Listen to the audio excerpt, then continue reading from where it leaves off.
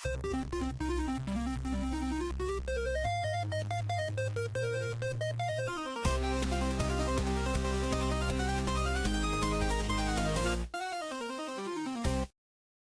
is up, my sweeties? I'm going to give you a big old heart to start this episode. And Garrett, you get one too as you're waking up from your nap.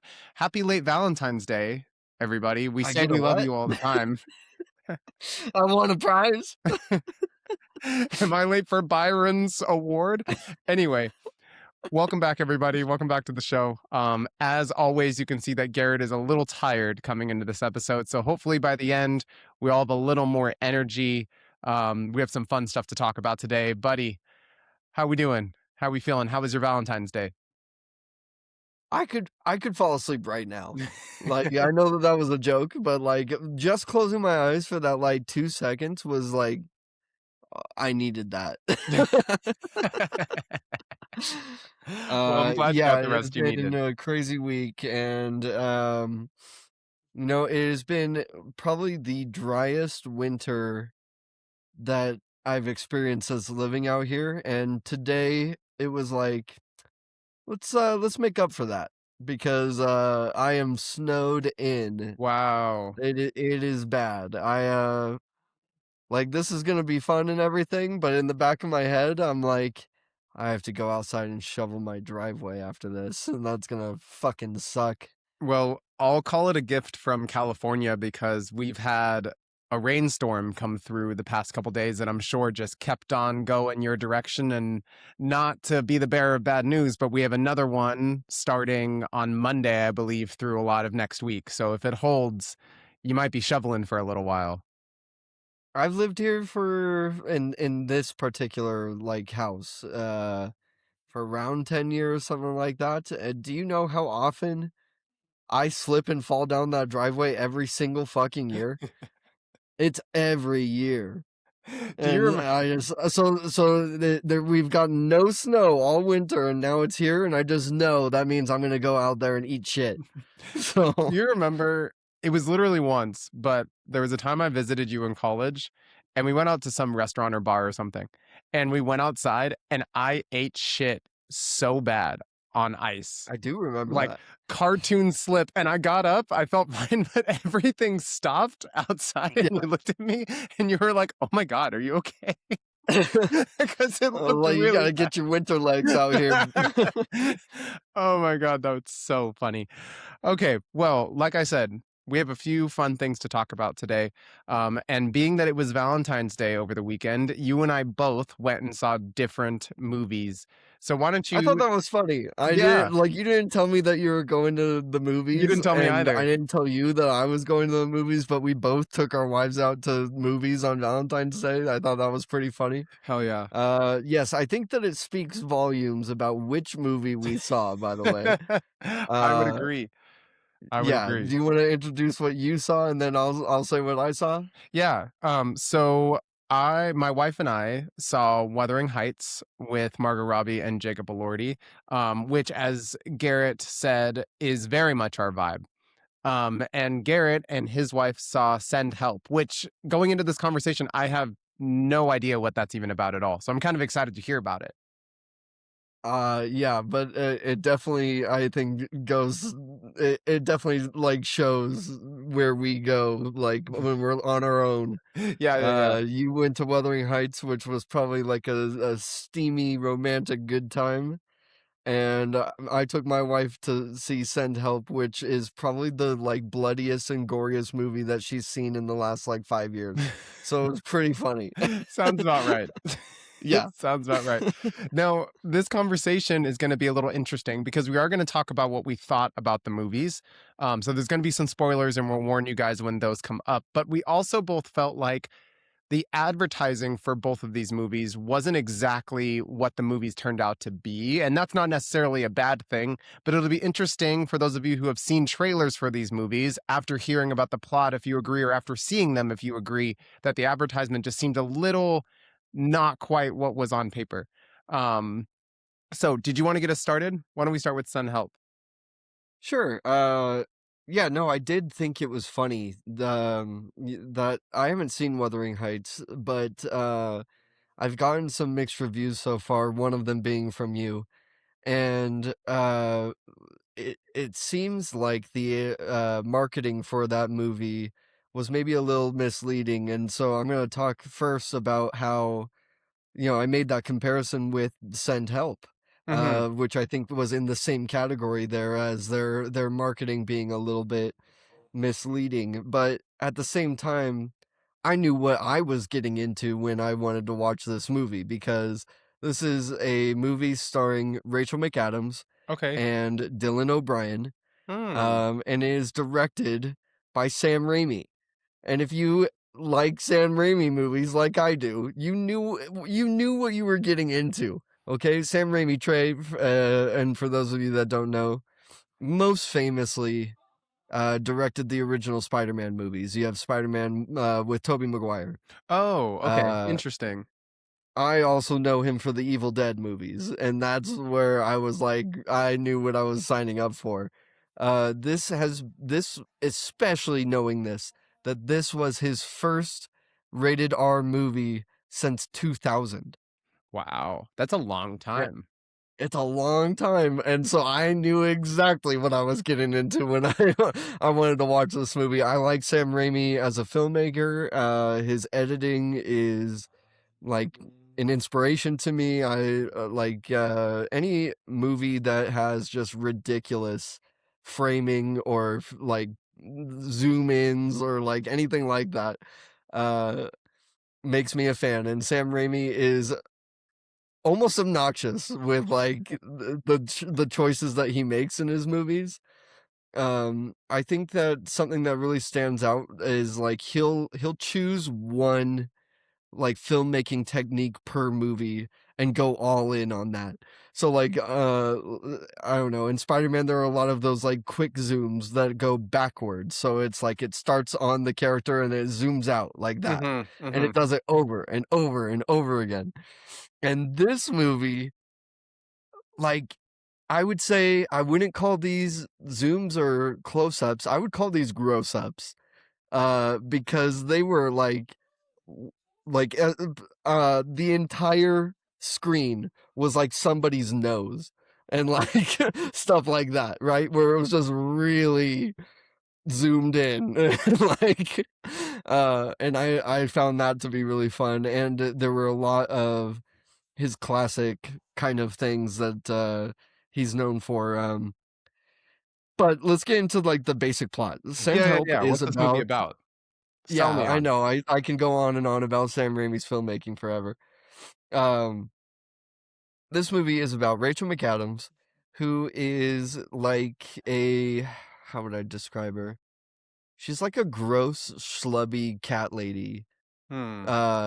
that has worked at like this business for a long time, like, and from the beginning it sounds like she really puts like the whole company on her back, and like all these other people like don't appreciate her. The previous owner of the business had promised her vice president, Okay. and then he died Oh. and his son took over, and so his son is Dylan O'Brien. And I started laughing because I was like, "I've seen horrible bosses I was before." just about to Yeah. say I was Yeah, just about to say, I'm yeah. so glad you brought It that up. is like the same premise there, right? Got it. Okay. Dylan O'Brien is the son, and he takes over, and he passes her up for vice president, even though, like, she thought that she had that from his dad, Right. Yeah. right? And then they get on a plane to go to, like, a conference together, Mhm. and the plane breaks in half and over like the ocean, and they become stranded on an island together. Got it. Okay. Uh Horrible Now, Bosses 3. right. Yes. Now, the marketing for this movie, I think, pitched it a little bit heavier on like the horror side of it. Hmm. Um and at the end of the day, I would say that this was like more a horror comedy or like a dark comedy. You know what I mean? Yeah. Yeah, yeah, yeah. Uh, because this movie was hilarious. I Really? would say this was one of my favorite theater experiences that I've had recently. I mean, definitely Wow. for 2026. Yeah. I gotta actually go back and write down every movie that I've seen in 2026. I know we talk about it here, but Hmm. I need like a list set so I can recap at the end of the year. Definitely. I Because I gotta think work I'm on my more letterbox. motivated to see movies right now because of this podcast. I get excited Yeah, to see a movie and I'm like, I can't wait to talk about this on the pod. So I definitely think we should keep a love that. list because we're probably going to see a lot of movies by the end of this year. Oh yeah. Um, but yeah, this is a very fun movie theater experience because everybody was laughing at the same time, everybody was gasping at the same time, like people were engaged. Those are so Nobody fun. was. You know, I brought this up to Dan, little side tangent. I brought that up to Dan that this was like a very fun theater experience movie. And he brought up, he said, remember that time that we went to see A Quiet Place? And I instantly started laughing because I do remember that theater experience. The movie is called A Quiet Place, okay? The movie starts and some jackass right behind us starts opening every single bag of candy that he had. And I was like, you had 30 minutes of trailers to open that shit, you fat fuck, before the movie started. And instead you wait until it's dead quiet because it's called A Quiet Quiet Place. Place. And you're like, like, it was So, so obnoxious. second side tangent for everyone listening and or watching, Garrett hates when people eat Oh, and make noise during movies. It is one of his cardinal sins, which makes this story even funnier because if anyone would be upset about that, it would be him. dude, 100%. I have like a couple of places where etiquette matters so much to me that like I will actually cut your head off. I've turned around in movie theaters and been like, "Can you shut the fuck up?" I've done that before. Um, but movie theaters, planes, and the golf course, you better fucking get your shit together or I will kill you. Um, I want that quote posted in every movie theater, golf course, and airplane. And people are dude, going to be like, who's Garrett? But buddy. Okay, sorry. S tier thing that aggravates me. The plane lands and you're instantly unbuckled and standing up. We're in row yeah, 27, bro, jackass. relax. Get your butt out of my face and sit the fuck back down and wait your turn like everybody else. No, We've for been on the sure. plane for 3 hours. You can't wait another couple of minutes. Fuck you. Or even worse, when people stand up and they start taking their luggage out of the overhead bin, Where and are they're you like, going? everybody's like, where are you going? You're just going to Is crowd it up a the aisle race? with your suitcase? Yeah, no, drives me crazy. I'm 100% with you. That's terrible. That's terrible. No, I had a Anyways, guy the other time I was on a plane. He stood up with his full crotch in my face, and I just kept thinking of the SpongeBob quote with like, "Dude, put that thing away. There are they're like children children here." here.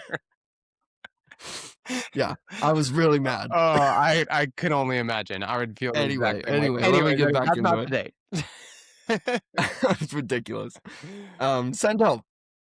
Both of the performances were really great.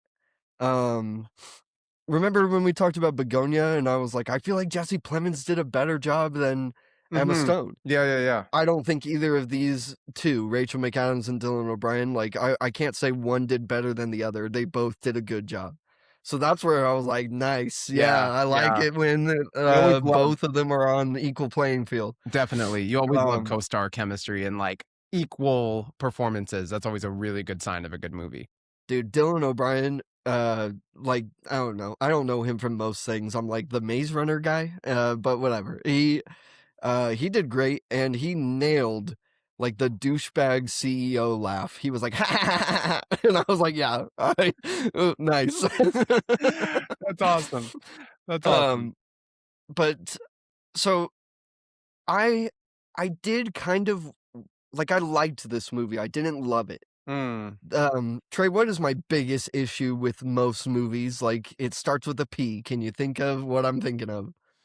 Oh, I use it to cite good or bad movies all the time. I'm like, this is the factor. I don't know if I can guess. Pacing. Yeah. Yeah, for sure. Pacing. You know how often I bitch about pacing. You know, it's funny because even in positive movie reviews, you will compliment Yeah. good pacing. every Yeah, time. You I never not talk compliment about good pacing. pacing. Yeah, I can totally see No, that. this movie probably could have been like 20 minutes shorter than it was Mm, because of pacing, mhm, especially in the first act. The first act, I was like, I get it, she's gross. Can we get to the island? Like, it took a minute. It felt like it took a minute before mm, they were actually stranded on the island, which is what I was there for. yeah, So I was a little annoyed by that. So pacing wasn't perfect.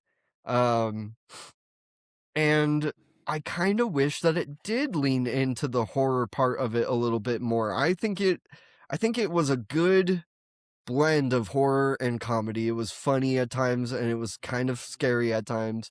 But especially just the situation, like, do you know the story Misery? no. The Stephen King? No? Uh, it's also a movie. That one, he breaks his leg, and his biggest fan, he's an author, his biggest fan, like, holds him hostage, and he can't leave because he's got a broken leg, and she's fucked up. I've And seen so Family Guy I do thought that, Misery.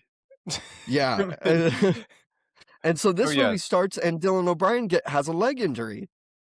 And he's the shitty CEO, Mhm, and so, like, the roles get reversed where she's in charge now. mm, She's, like, a big fan of Survivor. I thought that was funny way to get Survivor into the movie. yeah, yeah.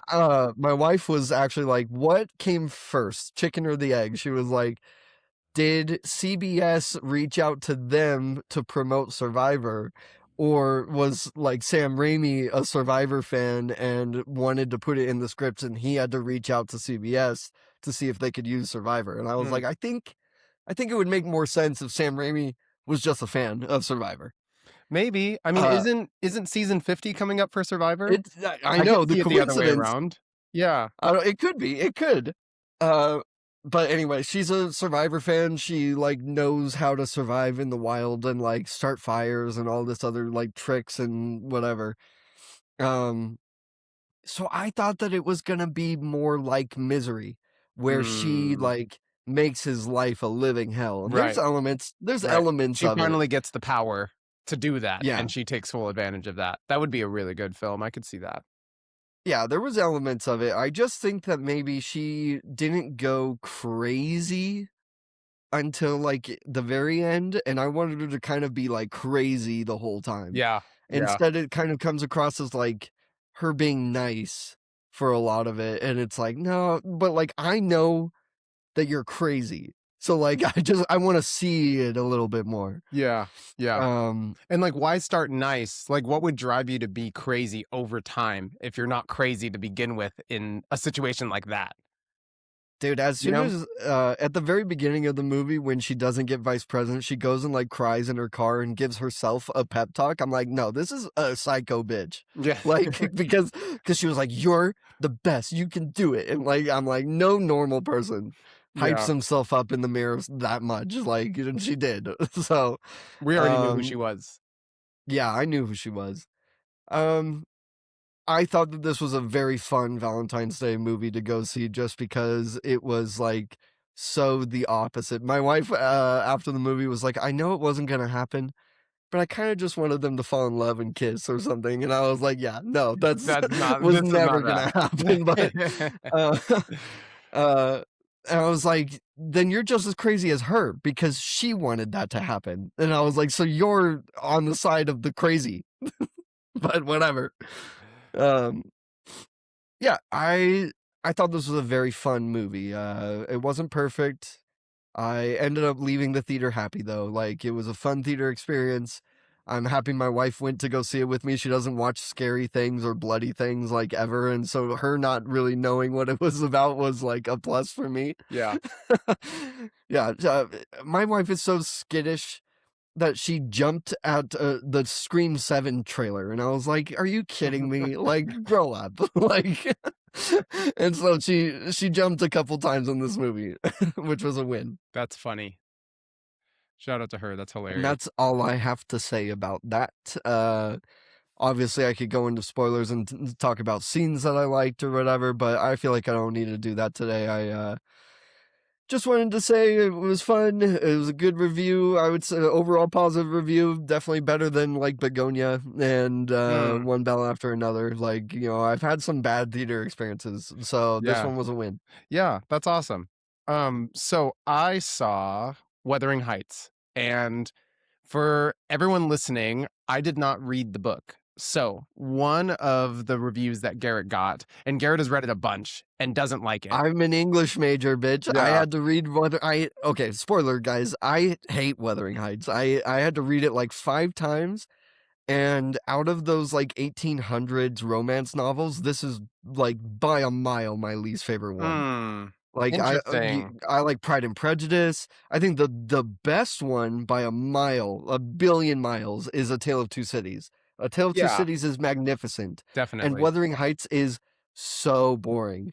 Hmm. I hate Wuthering Heights. That's So, so interesting. Okay, so one of the reviews that you got that was a little uh more on the negative side was that it wasn't the same story as the book, and I don't have that frame of reference, so it could not be. So for those of you listening, let me know in the comments if it was not the book because I have no idea. I just know it from the movie. I And it did a was little bit of prep work before this okay, because I wanted to be ready. It's very different from the book. cool. Very cool. Yeah. Because I will say it was a really good movie. I liked it a lot for a lot of reasons. I thought Margot Robbie rarely misses. She Yeah. killed this role. And, you know, anytime that there's a story that starts where the actors are children and then it flashes forward to them as adults, I always love when they nail the casting of the kids, and they nailed it Oh, in yeah. this movie. Like mannerisms, look, all of it. You really felt like it was the same people in both. And, one thing I will say is that going back to our conversation of the advertising not necessarily fitting how the movie turned out, it really did give you this feel of it was going to be really sexy. And there was going to be a lot of that with Margot Robbie and Jacob Elordi. And there was for sure, but I feel like where this movie was different was that their relationship was just twisted and toxic because their childhood was twisted and toxic. And I'm going to get into spoilers a little bit so that I can dive into that a little bit, but I don't think it took away from the movie. I just think that I could see how it would be hard to make that into a trailer and get people to go watch it. I feel like they Mm. had to pull on the they're in love and it's two really attractive actors slash actresses, and you should go see it because it's Margot Robbie and Jacob Elordi. And people are like, okay, and like wives drag their Yeah. husbands to go see it. They couldn't really show all their cards. And so basically, how this went was they were both really, really, really poor kids. Margot Robbie's dad was somewhat of a noble and had some money. But he gambled it all away and he drank it all away. And so they had some money, but they were becoming poorer and poorer. And in one of his drunken nights, he brought home Jacob Elordi's character, who was believed to be mute and didn't even have a name and was just getting dragged around by this random guy who was probably going to sell him into slavery or something. And he brought him home to be Kathy or Margot Robbie's pet and was like, you can keep him. Look at how great of a guy I am. I saved him from the streets. Like, I'm not what everyone says I am.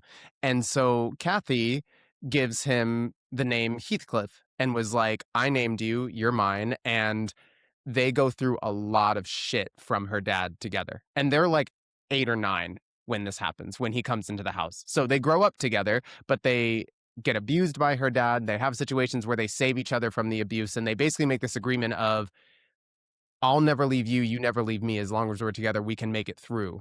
And I'm on this planet because you're here. And it flashes forward. They're grown up now. They're still working for her dad in some way, shape, or form. And this rich guy moves into town. And Margot Robbie sees a way out of that life by being able to marry him. Is And it Edgar? it Is is that his Edgar. name in the movie too? Yeah. Okay. And so she does. Uh-huh. And Heathcliff is obviously crushed because he secretly loves her, and he was like, she's never going to leave me, I'm never going to be anything, I can't even read. And at the first sign of rubbing two pennies together, she's gone for like weeks. And what she doesn't know is she has a conversation before she leaves with one of her servants that has been there since childhood as well. And she basically says like, Is it I Nelly? what'd you say? Is it Nelly? I believe that's her name. If it's not, it's close to that. I'm pretty sure it is though. And so she tells I Nellie, know ball, dude. you know ball, I know you know ball. Wuthering Heights. And so she tells Nellie, if I marry Heathcliff, my life will be nothing. If I marry Edgar, I can be somebody. And what she doesn't know is Heathcliff hears this conversation, but he That leaves happens in the book. before she can say, but I actually love Heathcliff and I don't know what to do because I agreed to marry this man and I want to change my life, but I don't know if I can do it without Heathcliff. And so she leaves. She thinks that Heathcliff doesn't give a fuck about her. She comes back, and Heathcliff is like, no, you left. Like, I don't want anything to do with you. But basically, fast forward, they were always friends and they were trauma bonded, but there was never anything sexual between them until Kathy comes home and this couple They comes call her into, Kathy the whole time. yeah. I'm Why? sorry. That's annoying to me because she's Catherine in the book and her daughter is Kathy. Oh, interesting. Yeah, she was Catherine to her dad. And like Heathcliff called her that sometimes, but it kind of switched back and forth depending on who was talking to her. Yeah. Um, but basically she's in the barn and this couple of this servant girl and her boyfriend come in and start doing some like BDSM shit with the horse Nice. supplies. And Jacob Elordi grabs Kathy and like covers her mouth and her eyes so she can't see it and can't say anything. But he's like laying on top of her, and they both get this like vibe between them in the presence of this. And then their relationship switches because neither of them have had sex before and they've never seen each other that way. And now Uh-huh. there's like this extra thread of like, okay, not only do I feel attached to him because he's always been there, but I'm also not sexually attracted to my husband, but I'm definitely sexually attracted to Heathcliff, and I don't know what to do about that. So then I think where the trailers made it look more clean and sexy was really like this twisted love affair between Kathy and Heathcliff, where she is cheating on her husband with Heathcliff now consistently, and they both tell each other that they're in love with each other, but she's like, I can't leave my husband. So he dips and comes back with money and marries Edgar's sister, I think. I assume. They never said.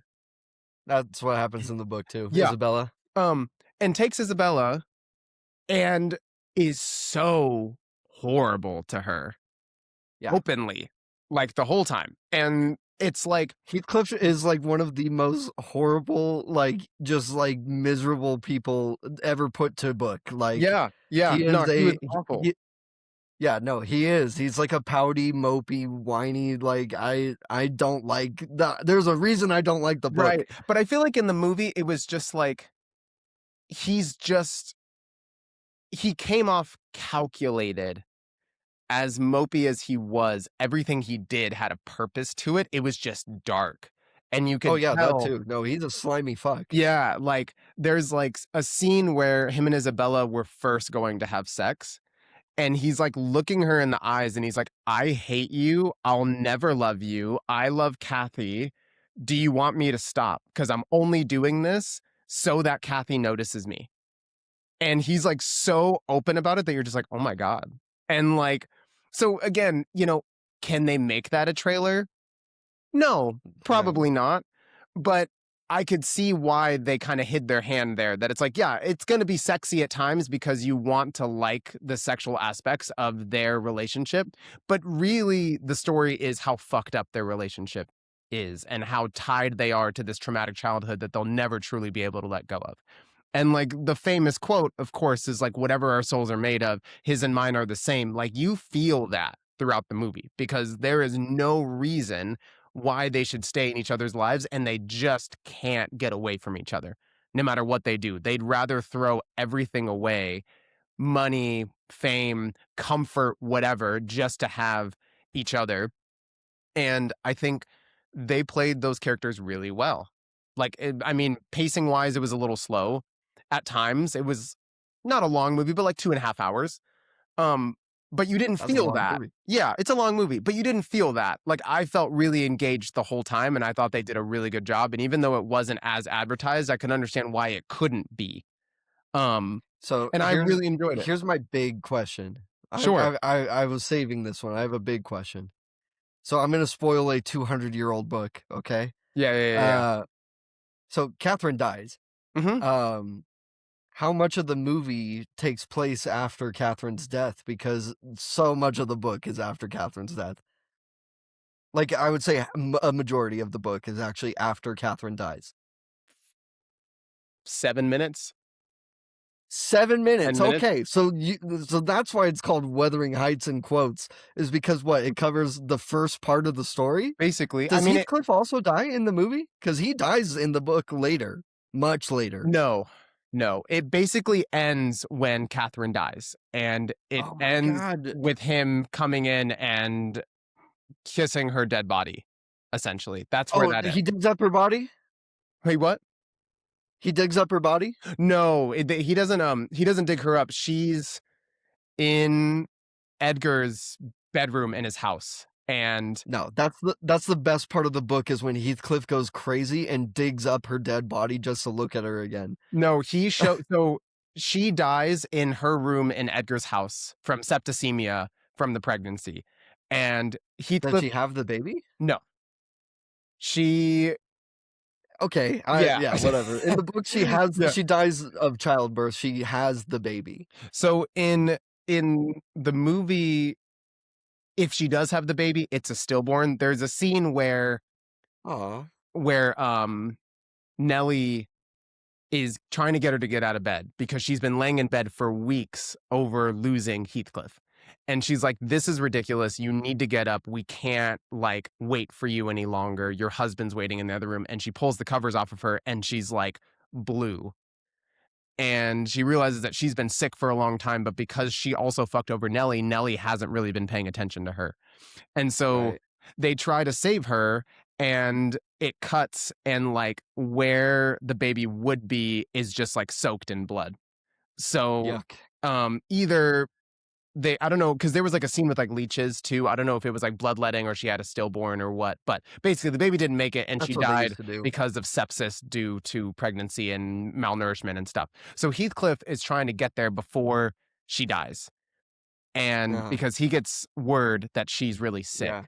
And by the time he gets there, Edgar's standing outside and she's already dead inside.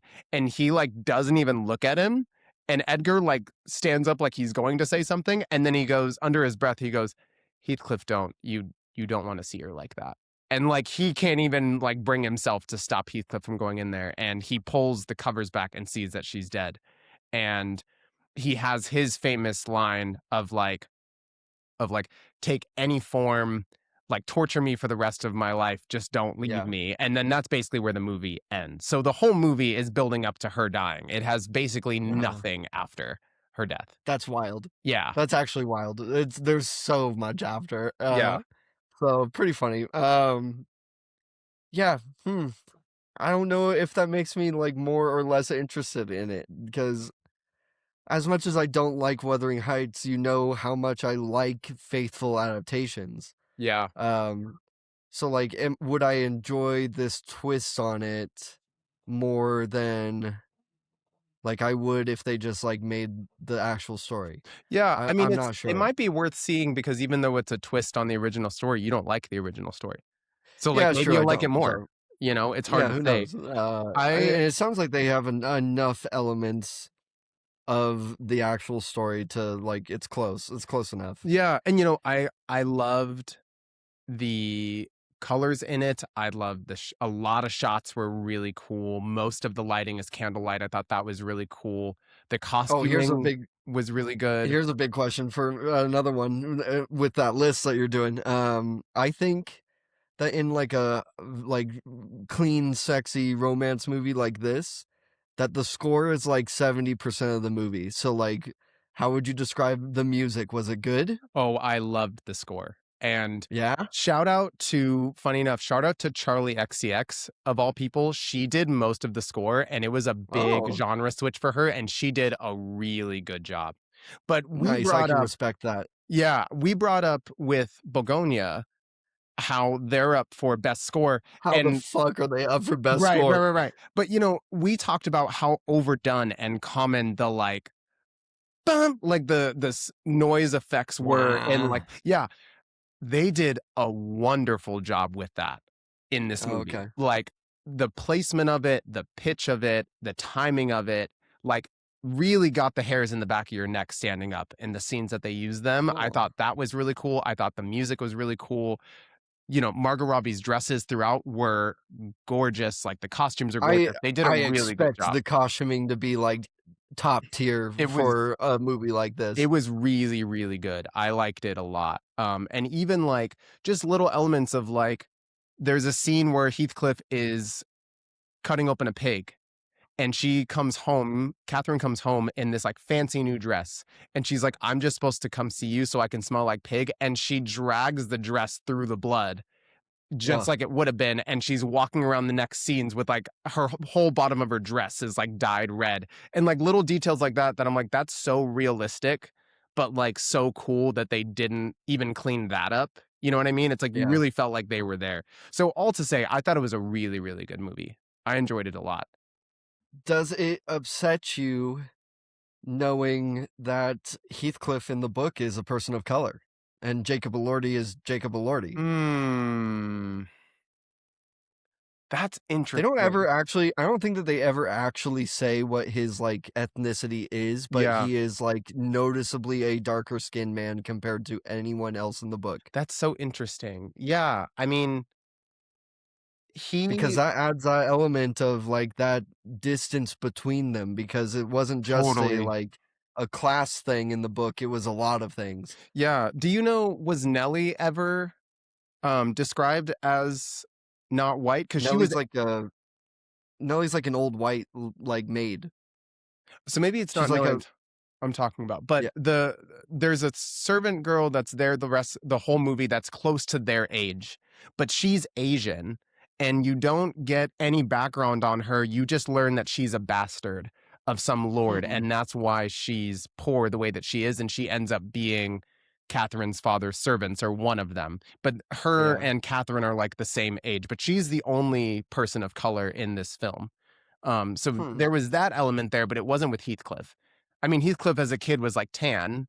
Like he might have not been like white or European, the same ethnicity as Margot Robbie's character, but he definitely wasn't a person of color. I don't know.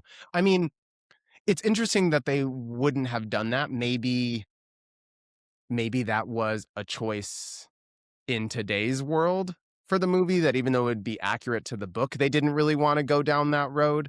But I don't think it took away from his character, but I do think it would have added depth to his character if they yeah, would I have made think it that choice. does take away from his character just, because it's another element of, like, what I just said, Hmm. it makes their relationship more interesting the bigger a divide is between them. Definitely. And like I said, like I even said it that when you first meet him in the streets, it looks like he's going to be sold into slavery. Like they don't even know Yeah. if he can talk. And there's no background on who he was with, who that man was, where he was going, where he came from. Like you never learn any of that. But I definitely feel like if he was a I don't person think of the color, English were practicing in the slave trade in 1847, by the way. yeah, maybe not. But I'm saying like if he was a person of color, like you could that lack of background would make a little more Yeah, sense. Um, yeah.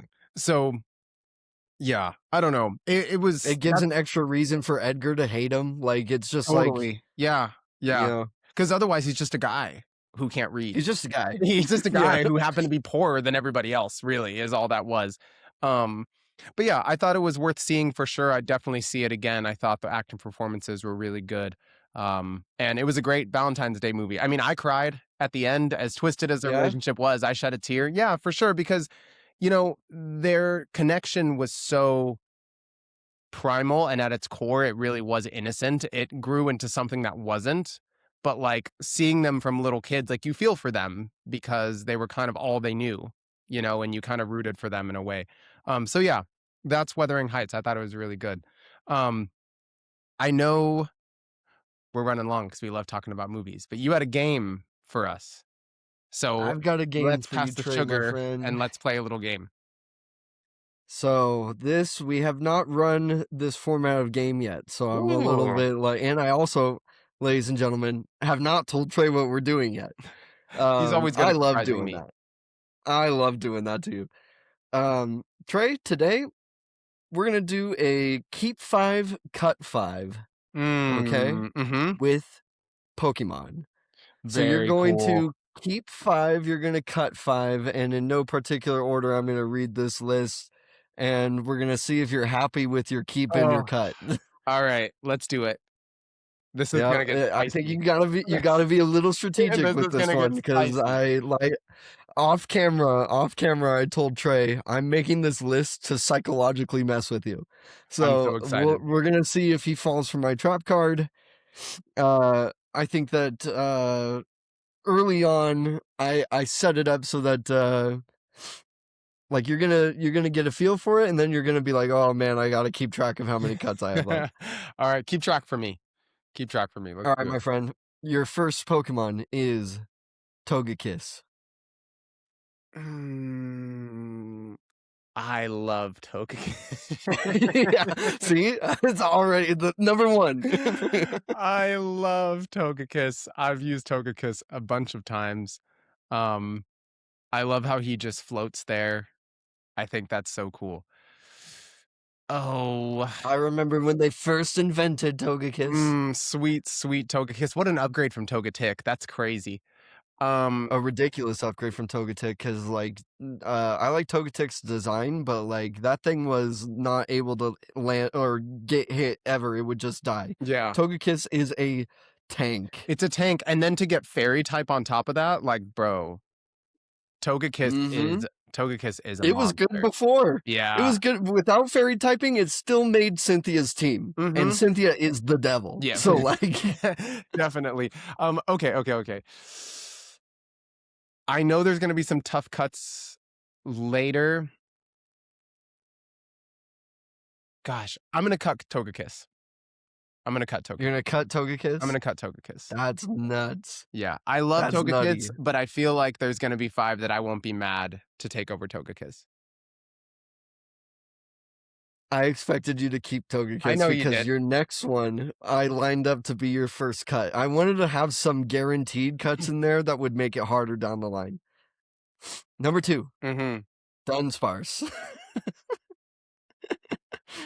As much Now, as if I you say that you love keep Dunsparce, that you really you flipped the psychological warfare on me. Right. No, as much as I love how big Dunsparce is, I think that's comically hilarious. I have to cut Dunsparce. I think everyone will understand. Okay, so that's 2 cuts. That's 2 cuts. You've got Oh, 3 left. all right. Sorry, Togekiss, damn. Okay, anyway, who's next? Number 3, Incineroar. Mm, I'll keep Incineroar. He's not my favorite, but I can't waste Yeah. another cut. So I'll keep Incineroar.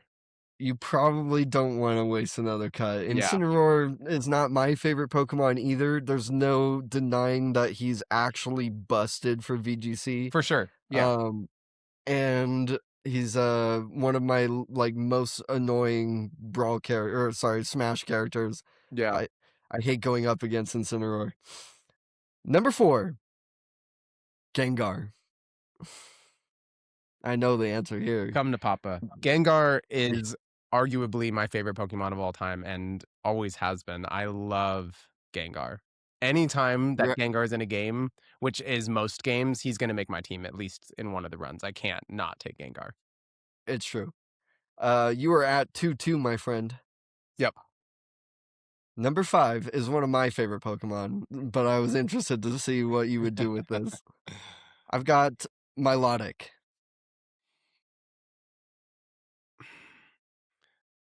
You can take my Milotic. I know. Listen, I You're cutting her?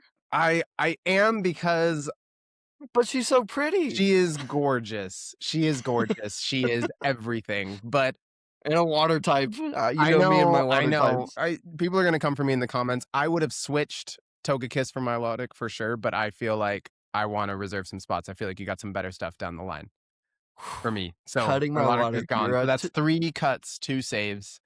Let's see yep. who I got. Number 6, we've got Dragonite. Oh, the This good is not boy. Mega Dragonite, mind Yeah. you. Yeah. I mean, call me I don't know if I can say it with like absolute certainty, but like call me an OG old man. Dragonite is arguably my favorite dragon Pokemon. I Oh. feel like they did a Really? really good. I mean, he's up there. He's up there. There's a lot to love in the dragon Pokemon community for sure. But I just Flygon. I mean, of course, like Dragonite is just he is simplicity personified. I feel like he Sure. doesn't need bells and whistles. He doesn't even need to be mean. He looks so nice all the time, but he just Yeah, he goes does look really hard. nice. I'm looking at a Even picture of him right now, yeah, and he's just like, "Hey, he I'm doesn't even Dragonite." have to intimidate you. Like he doesn't have to be scary, but he just means business. Like I gotta give it to him. They nailed it with that one, and they've done some great stuff since. But I gotta give my respect where it's due. I'm keeping Dragonite. So 3-3. 3-3. Wow. You're playing a smart game, I think. Number 7, I've got Metagross. Mm, Metagross is a busted Pokemon, Trey. he is. The signature Pokemon of a Mr. I Steven was gonna Stone. say shout out to Steven, but I think I'm cutting Metagross. I think I'm gonna cut That Metagross. wow. Yeah, yeah. Why? You know, there are some Pokemon that are really popular and really busted that just aren't my favorite, and for whatever reason, Metagross is just one of those. I respect people who use them, and I think he's really cool, but Yeah. he's just not. I don't know. I've never. I've probably Psychic used and them like Steel typing is nuts. it's really good. I've probably used Metagross like twice ever, to be honest, and I can't be a poser just because he's popular. I gotta be honest Well, with to be myself. fair, back in the old days, you didn't get Beldum until you beat the game. Right, he was post game most of the time, right? Or at least back in Yeah. the day. So that's probably also why. Um, but yeah, shout out to all the Steven fans, shout out to the Metagross fans. Even Mega Metagross is sick. He's all sick, but I got to be honest with myself and true to myself. And Metagross has never been one of my favorites. So unfortunately, that's my fourth skip. That's wild. That's my fourth cut. I know. That's your 4th cut? Mm-hmm. Because it was 3-3 Okay, going into that one. yeah, okay. So you have 2 more keeps and 1 more cut. Yep. Number 8. Giving it to my boy. Show me Lucario. I got to take Lucario. I mean, you have to, Yeah? right? Yeah. Yeah. I feel like Lucario is aura farming done right. I know he kind of gets a hard time nowadays. I feel like he's not as revered as he used to be. Maybe it's because I feel like anytime Ash's Pokemon get really popular, the public opinion of them as a Pokemon in general kind of goes down, and I don't really know why that is. Lucario was on Ash's last winning team. Yeah, I know.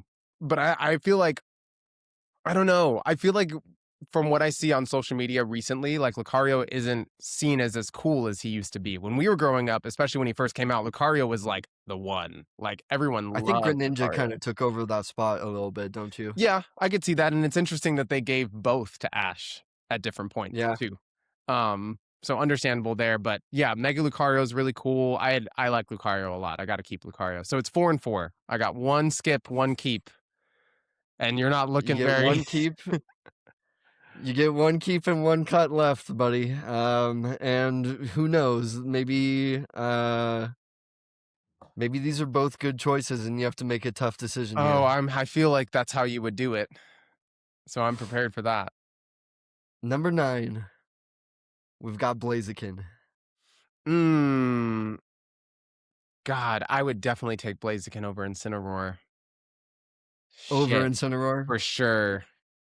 Yeah, when I Ooh, was looking at this list, I was thinking the same thing. I was like, I'd probably cut Incineroar and keep Blaziken if I had to decide between those 2. for sure. Yeah, yeah. Fire starters wise, and fighting fire starters wise, especially for sure. But Um, Blaziken isn't even my favorite starter from Gen 3. no, mine either. But he's got tough competition. Gen 3 Oh, yeah. starters are Are arguably the pretty good. best. Yeah, they're really, really good. Um, Yeah, giving Sceptile and then Mega Sceptile a dragon type, oh my gosh, he's oh, so good. yeah, I love that's Sceptile. nuts. That's nuts. Oh, that's hard because I want to know the last Pokemon you have. Who knows what the last Pokemon is? It might be one of your Mm, favorites, or it could be an easy cut, who it could, knows? oh, I feel Are like they're you a trying to gambling break my man, heart. Trey? Hmm? Are you a gambling man? You know, I'm not, but today I'm feeling a little lucky. I A think little risky. I think I'm gonna cut Blaziken with my last cut because I haven't really felt the pressure for you to break my heart quite yet, and I feel like you got something on the back end that I'm really gonna be disappointed by. So I'm gonna put it all on black and cut Blaziken, and I'm gonna keep this last one. So who you got? Let's see if I win the big money. And that's how a plan comes together, ladies and gentlemen. Number 10, your final keep is Garbodor, the literal trash Pokemon. You know, Yes! I I talked him into cutting Blaziken. it's so funny because my first thought before I went with that decision was there was only one easy cut, and he probably has another one Was up his Dunsparce, sleeve. yeah. Was Dunsparce, and everyone else I could probably make an argument for. That's okay.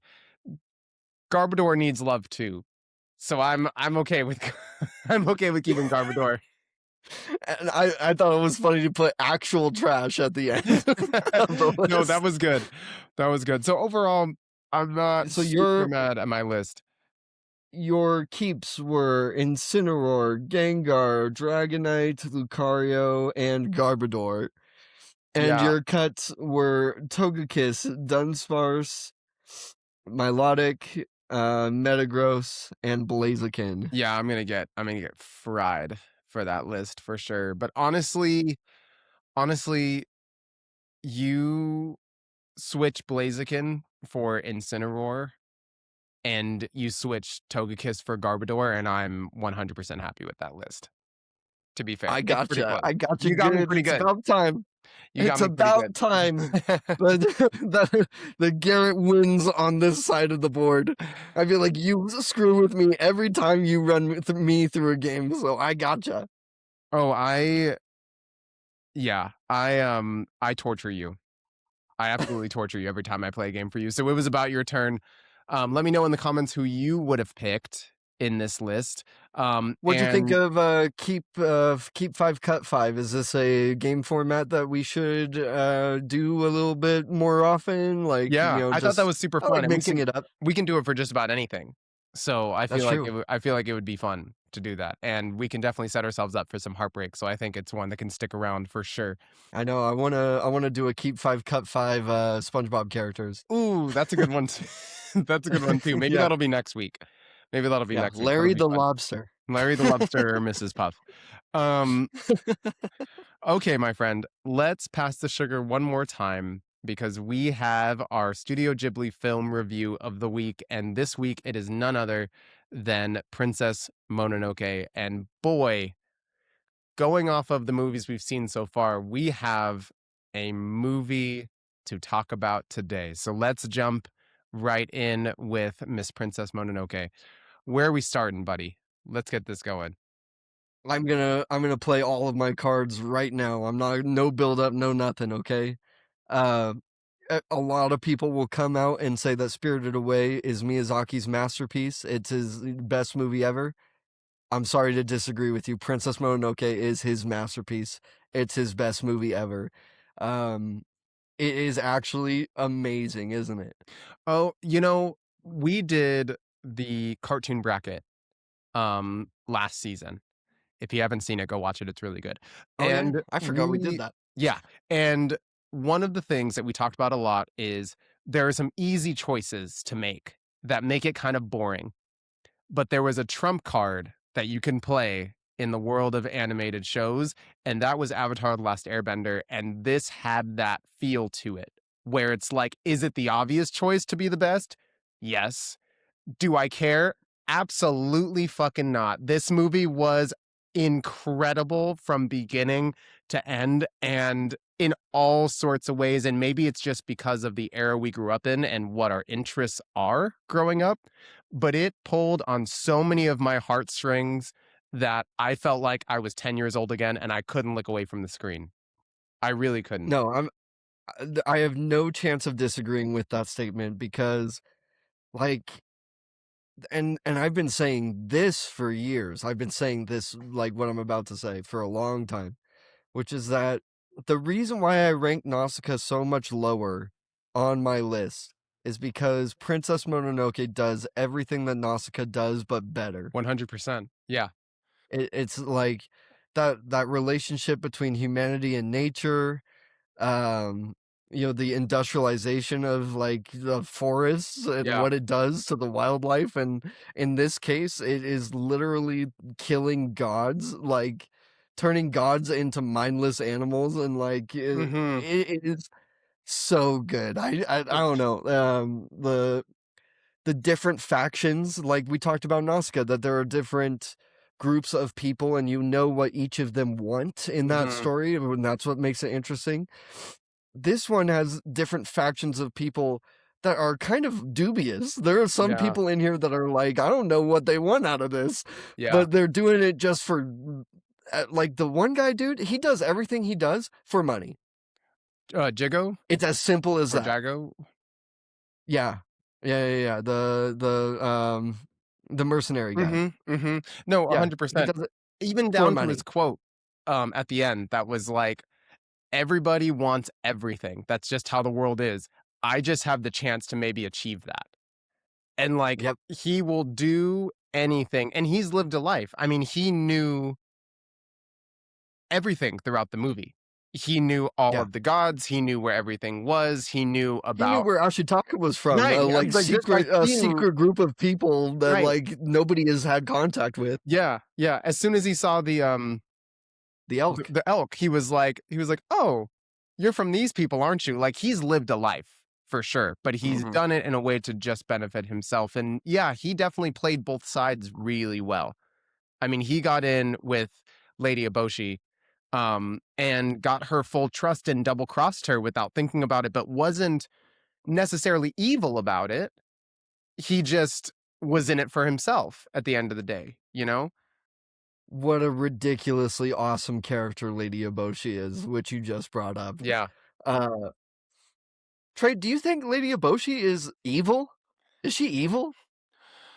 I don't think so. I don't it's hard, right? Like, it's hard because I I kind of felt this way with Nausicaa's story as well, in that it's hard to root against humans, right? Because, Right. like, her interest is creating a better world for people and specifically women in a society that they are not respected. And she created power for herself and brought women with her from brothels, right? Like, you almost want to like her because it seems like Yeah. her heart's in the right place.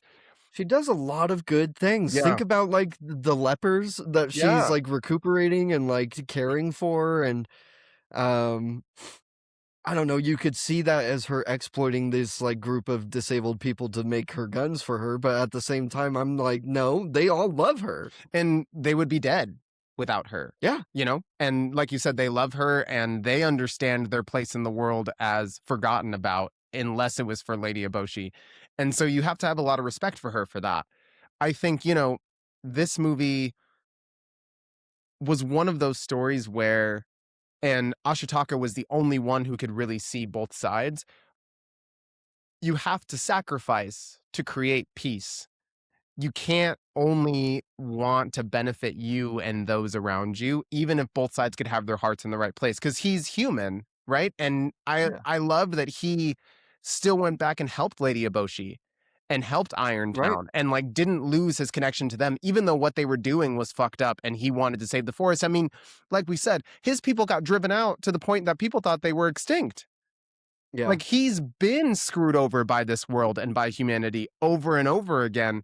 And he didn't lose that, even though he wanted to save the forest, he really wanted to do both, and no one sacrificed more than him. Like, it's not an easy choice to make. And I feel like Yeah. this story illustrated that beautifully. That it's like, even if you want what's best, it's not gonna be easy to achieve that. Mhm. It's No, like, I agree. you know? And I think, yeah, I think compared to Nausicaa, this one felt just a little more realistic, right? It was like it Yeah. wasn't the people groups and the land that they were in, and even the animals that came out of the forest, like they weren't all fantasy. There was a lot of recognizable things that can draw to all different parts of the world that have kind of gone through the same cycle and even is relevant today. You know, it's like we continue to expand and do what's best for humans and kind of don't care much about what we sacrifice in the process in terms of the environment and animals and all of that stuff that kind of make these places on earth what they are. And I think it's a really powerful story to talk about that is No, that's one of the timeless. reasons why I say it's his masterpiece is because the story is timeless. It's like Yeah, it's a pretty, large scale concept kind of, lesson to be learned, but it's a lesson that always needs to be learned. definitely. Um, and gosh, dude, it is beautiful to look at. The score in this movie gets me so emotional every single Hmm. time. The Tale of Ashitaka is one of the best songs put to film. Like it is Hmm. so good. Definitely. Um, yeah, the artwork is incredible, the animation is incredible, there are frames of this movie that I can, like, still frame in my head, like, when he pulls back the bow and his arm starts to quiver up and then the, like, arrow comes and takes a guy's head clean off, and the other guy is like, "A demon."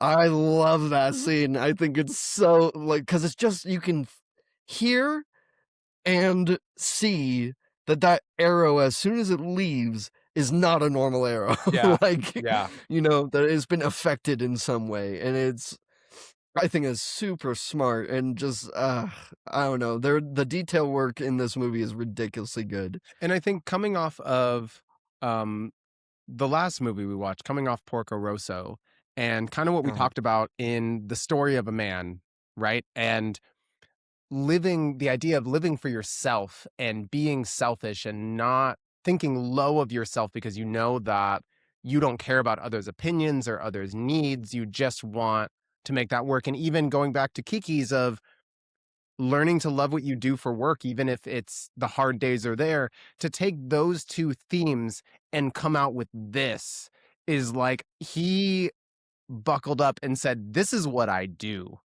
if y'all didn't Mhm. know. And I'm not going to have the best days. And yeah, I'm probably going to have to be selfish for a while because this takes a long time and I'm so detail oriented.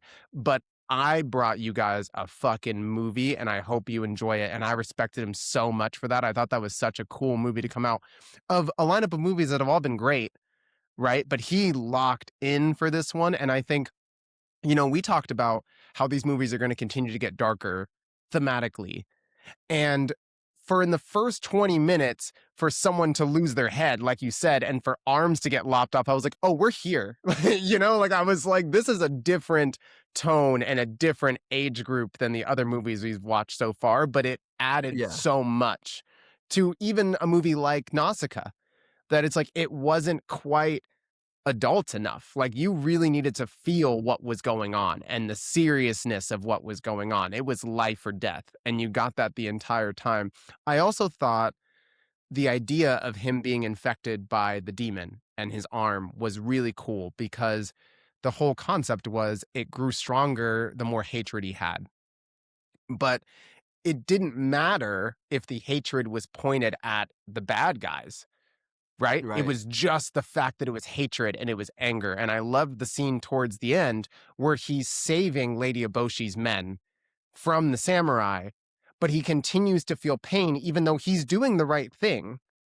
Mhm. Like not killing those samurai would result in his friends being killed. So there's no way that he can't make that choice to defend them. But it's not like that curse doesn't pick sides. That's the whole Right. thing is like both sides can be wrong, even though they're No, trying to right, help like themselves. to your point, I think that the most like beefed up he ever gets from the demon is when he's carrying her out of Irontown and they shoot him. Yeah. They shoot him through his chest Right. and he keeps walking. But like in that moment, do you think that his hate is towards the people of Irontown? Because I don't. I think it's hate of like the situation. Mm-hmm. Like he hates that they're fighting in the first place. Yeah. Yeah. I mean, the whole time he sticks to the idea that he just wants peace. He wants everyone Mhm. to live harmoniously together, and he knows that that can happen. But both sides have to want it. And, he's stuck in the middle a lot, where there's a scene where one of the Irontown workers looks at him and goes, "Whose side are you even on?" Like, he's Uh-huh. just always there, and he clearly fights for both sides in different moments, and I think that's such a cool character design for Ashitaka. I liked Ashitaka a lot. I liked a lot of these characters, but Ashitaka is the man. I'm playing both sides so that I always come out on top. Yeah. Um, and it's always sunny reference there for you. Um, no, yeah. I like going back to what you said earlier. This thought came into my head because you were talking about the previous movies. I can't even imagine how different this movie would be without Porco Rosso, without Kiki's. Mm, Like if he had just gone straight into this is the one I want to make. yeah. Uh, it probably would not be as good. Yeah. He had to have like I feel like Kiki's and Porco were both deep inner reflections on himself. Totally. Yeah. And Princess Mononoke removes himself from it a little bit. Like I don't like this one isn't necessarily like anything new about what he believes in or Mhm. is thinking about. Like it's revisiting that concept from Nausicaa and fine-tuning it to perfection, Mhm. right? Mhm. So this is like Porco and Kiki was almost like a vacation for him to like think and about like what he really wants to do. Yeah. And then he came in and made this and it's perfect. Mhm. Totally. And I wonder if especially after making Nausicaa, if he had this one kind of in the chamber, but he Right. knew Yeah. that if he was going to buckle in and do this movie, he had to get Right. through the negative self-talk. He had to get Hmm. through the doubts. He had to get through the feelings of guilt. He had to get through all of that. And like you said, I feel like he discussed that with Kiki's and with Porco Rosso. And then he was like, okay, now that that's Yeah. out of the way, it's time to work because Yeah. I'm He a came back a better filmmaker. person Yeah, and it he was came back to kick balanced. ass. Totally. He went to the hyperbolic time chamber and he found Yeah. Super Sand, dude. Like he came out and he was like the red lighting and just like the beads of The sweat. Like red lighting and the dripping sweat, the one on yeah, push-ups. dude. He trained for Me this and you, one. we like Dragon Ball way too much, bro. He trained for this one and it showed and he delivered. It was amazing from beginning to end. And like you said, even the villains in this movie, the way that they're painted, like Lady Eboshi, you love them all. You I'm love like, all of the they're characters. not I don't But think that there is a traditional villain in this no, movie. yeah, I It's kind agree. of just like what's happening. Yeah. And it's just the world, it's humanity, it's nature that came before them. It's just one of those things where, you know, you, there's no right side, there's just sides. And I think that was the coolest part about the curse is like the curse didn't pick favorites. It was just be peaceful, find a way to make it Mhm. work. You don't have to kill each other and stomp over each other to get what you want. You can have both. And, I think everyone learned such a cool lesson in this movie from all different sides. And I think, even having something like the forest god and who kind of ruled everything and have that character be killed and come back and just be a presence now I thought was really cool. The idea that it's with all of us all the time and we keep their memory going and their energy going by how we treat each other and how we treat the planet. Like I think that's so cool because it takes the responsibility away from a thing that you either revere or you hate and it puts it back on you to say, you guys That's right. keep this going. Yeah. We're all that. That's because what makes it like one of the more beautiful endings. I appreciate so much that Ashitaka and Sen do not like fall in love. yeah. Like they part ways at the end of this Mhm. movie, which is Mhm. fantastic. Thank you for doing that. Like, because it's literally like, I'm gonna go back and work with the animals, and I'm gonna go back and help the people of Irontown, and hopefully we won't be so assholes, Yeah. like, Yeah. moving forward, It was truly like the representatives from both sides to say, right? "Hey, Yep. we can find a common ground, but we're still who we are. Yeah, I'm not a wolf. I don't wanna sleep in the forest every day. You're human, but that's not what you do. That's your family. Go be right. with your family and do that." And I thought that was really, really cool. And, it really underscores the idea of living harmoniously. You don't have to change who you are, we don't have to, like, make the environment a certain thing or vice versa. Like, we can expand and live and do what we need to do, but we can find a way to do it that benefits everybody and that everyone and everything can work with and live with. And I think, like you said, it was a really great way to end that movie to, again, Oh, yeah. know that there's no right side. There's just sides, you Yep. know? I feel like No, if they were to fall in love and, like, get married or whatever, like, it would almost be like, well, the humans were right. Like, yeah, animals come second, and that would fly in the face of the entire point.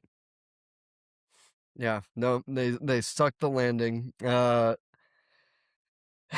Trey, I I mean, there's just no doubt in my mind, right? What? On my ranking, Yeah. I'm putting Princess Mononoke at number 1. Yeah. Am I like I don't think I'm a crazy person for doing that. I don't think so either. You know, I'm updating my list as we speak, but I don't think so either. I think, like you said, we haven't gotten to Spirited Away yet. Obviously, it's kind of the Well, face I of know the Studio what's Ghibli left up the movies. chamber, and like I'm Yeah. definitely making a very crowded top 5 right now, because now I've got Princess Mononoke at 1, Porco Rosso at 3, and Castle in the Sky at 5. Mhm. So I'm getting a little bit nervous because I Yeah. know that I mean, yeah, we haven't even gotten to Spirit Away. Spirit Away is next. And then Howl's Moving Castle. I'm like, what am I gonna do? Yeah, Like, it's gonna get sticky, man, and even though I'm keeping my list to my chest this time, I'm gonna have some difficulty for sure. But yeah. I think as popular and well known as Princess Mononoke is, I don't think it's talked about enough. We talked about this with Porco Rosso, which was Yeah, a big one, but I don't think people talk about it as much as it deserves. I agree. I think that people are quick to just put Spirit Away and Howl's Moving Castle as the like best ones and whatever, and I'm like, dude, it is like no doubt in my mind that Princess Mononoke is the opus, like the Yeah, magnum opus. It is the today perfect one. today is not Howl's Moving Castle Day, so we'll save that conversation for that day. Yeah, 2 weeks. I d I don't think that Princess Mononoke and Howl's Moving Castle should be in the same conversation, if we're being honest. I don't No, think it's close. it's one of those situations where Princess Mononoke is like I like it's how I rank my actual movies like all the time, right? Like I've got S tier, A tier, B tier, whatever. Mhm, But above S tier is a little spot called a perfect movie. mhm. So I think, and only the best of the best get into a perfect movie. Right, Okay, The right. Princess Bride, Jurassic Park, like those are the one that they get put into a perfect movie. Princess Mononoke is a perfect It's a movie, perfect and then I could movie, make the really. argument that like Spirited Away is S tier, right? Yeah, So we'll get there when we get we'll there with get there when Spirited we Away, get but there. I'm saying that like Princess Mononoke is like in its own class. I agree, man. I wanna go watch it right now. I mean, Again, I wanna watch it again. It was so good, and like I said, like, the anime fanboy, the martial arts fanboy, all of it, it gave me so many good feels of, like, "This is so fucking sick." And I yeah, could watch this movie 1,000 times and never get tired of it. I loved it from beginning to end. Shout out Princess Mononoke and shout out to Studio Ghibli and Miyazaki. We're on a hell of a run, and it's just gonna keep going. it's never gonna slow down. I'm sorry to tell you, like the rest of these movies are all good. All right. Well, let me run through our stuff real fast. Sounds good. Listeners, thank you for joining the Sugar Side podcast today. If you have seen Wuthering Heights, let us know your thoughts in the comments. If you have seen Send Help, Let us know your thoughts in the comments. If you think that Tre sucks at ranking Pokemon, let us know in the comments. Or if you're the biggest Garbodor fan out there There has to be and you just someone. love trash, let me know. And Princess Mononoke, are we crazy people? This is the best one. I'm Fight us in standing the on comments. business on this one. I will argue Yeah, this one. I'm putting my foot down. But like, 1000%. Fight me. What the fuck? let me hear what you have to say about it in the comments. Find us on YouTube, Spotify, TikTok, your mom's house. All of the places that you get your content. We are there. You're there. Let's be friends. Let's Tre, be friends. Another great episode, my friend. Next week, we are going to be watching Spirited Away. And boy, do I have things to say about Spirited Away. So, catch us next week. I am Garrett. That's Tre. And we love you. Love you guys.